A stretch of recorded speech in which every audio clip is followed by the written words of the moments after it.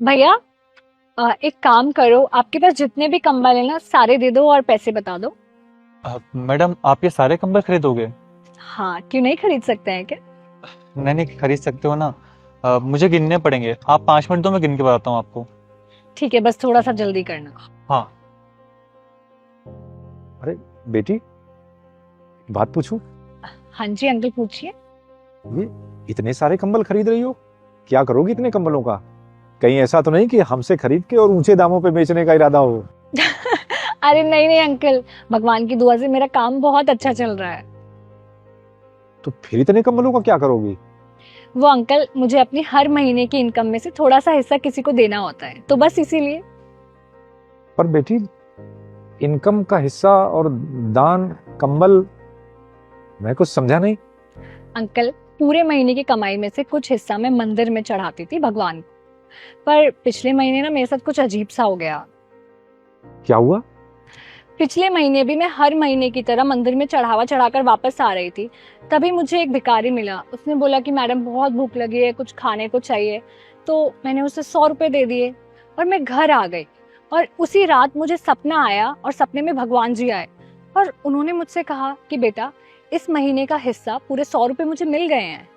उसके बाद मुझे कुछ समझ नहीं आया। मैंने बहुत सोचा कि इतने महीनों से मैं भगवान जी का हिस्सा चढ़ाकर आती हूँ, आज तक वो मुझे कभी सपने में नहीं दिखे।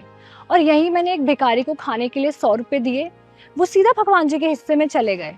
और तभी मुझे रियलाइज हुआ कि असली दान वो नहीं है जो हम मंदिर में चढ़ा के आते हैं। असली दान तो वो है जिससे हम किसी जरूरतमंद की हेल्प करते हैं। और आपको तो पता ही है ना, अब ठंड भी कितनी बढ़ गई है और रात को रोड पर कितने सारे लोग सोते हैं। तो इस बार इस महीने के हिस्से से मैं कंबल खरीद रही हूँ उन लोगों के लिए। बेटी, आप जैसे लोग ना दुनिया में बहुत कम हैं। और फिर ये बात भी सच है कि भगवान को हमारे चढ़ावे की कोई जरूरत नहीं। और फिर हम होते कौन है भगवान को कुछ देने वाले? उल्टा हमारे पास जो कुछ है सब खुद ही उन्हीं का दिया हुआ है।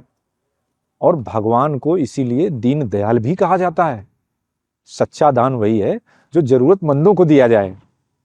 हाँ अंकल, बिल्कुल सही कहा आपने। मैडम पूरे 150 कंबल है। अच्छा ठीक है, कितने हुए? अब 1200 रुपये का एक कंबल है, तो उस हिसाब से हुआ। नहीं, 1200 नहीं, ऐसा करते हैं 1000 ही लगाते हैं। आखिर इस पुण्य के काम में कुछ हमारा भी तो हिस्सा होना चाहिए। बेटी, तुम 1000 के रेट से ही सारे कंबलों के पैसे दे दो। ठीक है अंकल, तो आपके हो गए 1.5 लाख रुपए। मनीष, इनको पेमेंट कर दो और सारे कंबल गाड़ी में रखवाओ, आज रात को ही बांटने हैं। जी मैम।